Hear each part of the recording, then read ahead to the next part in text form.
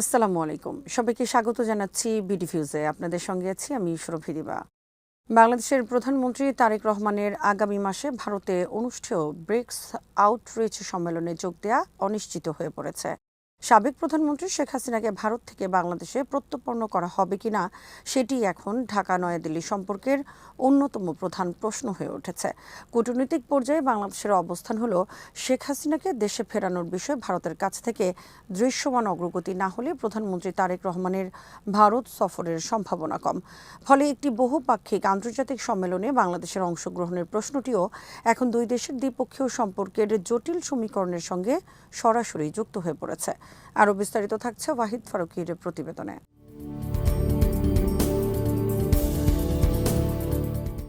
The ট্রিবিউনের প্রতিবেদনে কূটনৈতিক সূত্রের বরাত দিয়ে বলা হয়েছে, গত 10ই আগস্ট ঢাকায় ভারতের হাইকমিশনার দীনেশ ত্রিবেদীর সঙ্গে বৈঠকে প্রধানমন্ত্রী তারেক রহমান এই অবস্থান স্পষ্ট করেছেন।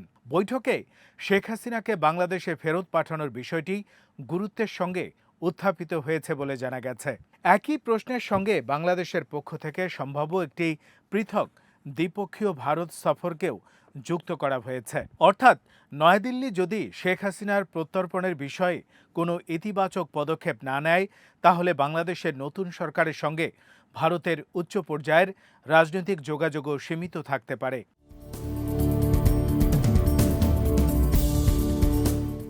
শেখ হাসিনার ভারতে অবস্থান বাংলাদেশের রাজনীতিতে দীর্ঘদিন ধরেই একটি অত্যন্ত সংবেদনশীল বিষয়। 2024 সালের আগস্টে ছাত্র জনতার আন্দোলনের মুখে ক্ষমতা ছাড়ার পর শেখ হাসিনা বাংলাদেশ ত্যাগ করে ভারতে আশ্রয় নেন। এরপর থেকে ভারতে অবস্থান দুই দেশের সম্পর্কের উপর বড় ধরনের প্রভাব ফেলেছে। বাংলাদেশের নতুন রাজনৈতিক বাস্তবতায় শেখ হাসিনার বিরুদ্ধে বিভিন্ন অভিযোগ ও বিচারিক প্রক্রিয়া শুরু হওয়ায় তাকে দেশে ফিরিয়ে আনার দাবি আরও জোরালো হয়েছে। ঢাকার দৃষ্টিতে এটি শুধু একটি রাজনৈতিক ইস্যু নয়, বরং বিচার, জবাবদিহি এবং রাষ্ট্রীয় সার্বভৌমত্বের সঙ্গেও সম্পর্কিত একটি বিষয়।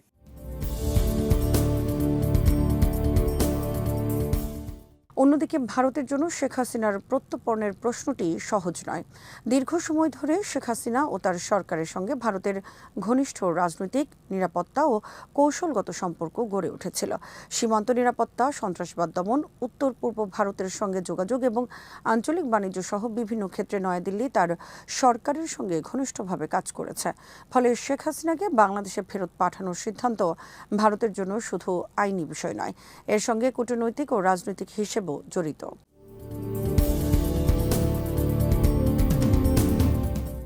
বর্তমান পরিস্থিতিতে সবচেয়ে বড় প্রশ্ন হল, দুই দেশ কি শেখ হাসিনার ইস্যুটিকে বৃহত্তর দ্বিপক্ষীয় সম্পর্ক থেকে আলাদা রাখতে পারবে? বাংলাদেশের পক্ষ থেকে যে বার্তা দেওয়া হচ্ছে তাতে মনে হচ্ছে ঢাকা এই বিষয়টিকে সম্পর্ক পুনর্গঠনের অন্যতম পূর্বশর্ত হিসেবে বিবেচনা করছে। অন্যদিকে ভারত যদি শেখ হাসিনার অবস্থান নিয়ে কোনো সুস্পষ্ট সিদ্ধান্ত না নেয়, তাহলে দুই দেশের মধ্যে রাজনৈতিক আস্থার ঘাটতি আরও বাড়তে পারে। বিশেষ করে নতুন বাংলাদেশের সরকার যদি মনে করে নয়াদিল্লি সাবেক সরকারের প্রধানকে রাজনৈতিক আশ্রয় দিয়ে বর্তমানে বাংলাদেশের বিচারিক প্রক্রিয়াকে উপেক্ষা করছে, তাহলে সম্পর্ক স্বাভাবিক করার উদ্যোগ বাধাগ্রস্ত হতে পারে।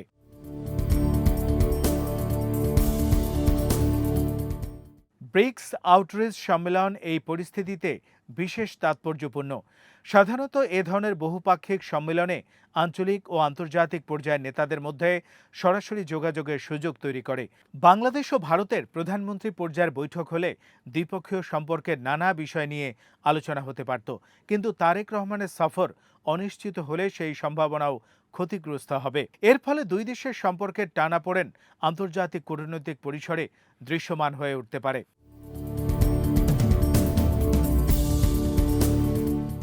তবে এর অর্থ এই নয় যে ভারত বাংলাদেশ সম্পর্ক সম্পূর্ণভাবে স্থবির হয়ে যাবে। দুই দেশের ভৌগোলিক বাস্তবতা, অর্থনৈতিক স্বার্থ, সীমান্ত ব্যবস্থাপনা, নদীর পানি, বাণিজ্য, জ্বালানি, যোগাযোগ এবং নিরাপত্তা সব ক্ষেত্রেই পারস্পরিক নির্ভরতা রয়েছে। ফলে রাজনৈতিক বিরোধ থাকলেও বাস্তব প্রয়োজনের কারণে যোগাযোগ বজায় রাখার প্রয়োজনীয়তা দুই দেশেরই রয়েছে। কিন্তু রাজনৈতিক আস্থার সংকট দীর্ঘস্থায়ী হলে এসব সহযোগিতার ক্ষেত্রেও অনিশ্চয়তা তৈরি হতে পারে।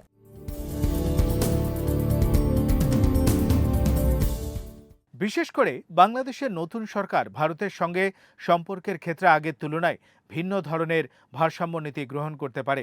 নয়াদিল্লির সঙ্গে সম্পর্ক বজায় রাখার পাশাপাশি ঢাকা, চীন, পাকিস্তান, যুক্তরাষ্ট্র, ইউরোপীয় ইউনিয়ন এবং অন্যান্য আঞ্চলিক শক্তির সঙ্গে সম্পর্ক আরও সক্রিয় করার চেষ্টা করতে পারে। এতে ভারতের সঙ্গে বাংলাদেশের কৌশলগত সমীকরণও পরিবর্তিত হতে পারে।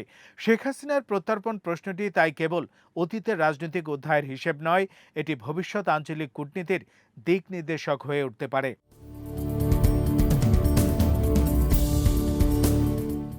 এই অবস্থায় আগামী কয়েক সপ্তাহ দুই দেশের জন্য অত্যন্ত গুরুত্বপূর্ণ। ভারত যদি শেখ হাসিনার বিষয়ে বাংলাদেশের উদ্বেগ প্রশমনের মতো কোনো উদ্যোগ নেয়, তাহলে তারেক রহমানের ভারত সফরের পথ আবারও খুলতে পারে। বিপরীতে কোনো অগ্রগতি না হলে ব্রিক্স সম্মেলনে বাংলাদেশের প্রধানমন্ত্রীর অনুপস্থিতি দুই দেশের রাজনৈতিক দূরত্বের একটি গুরুত্বপূর্ণ প্রতীক হয়ে উঠতে পারে।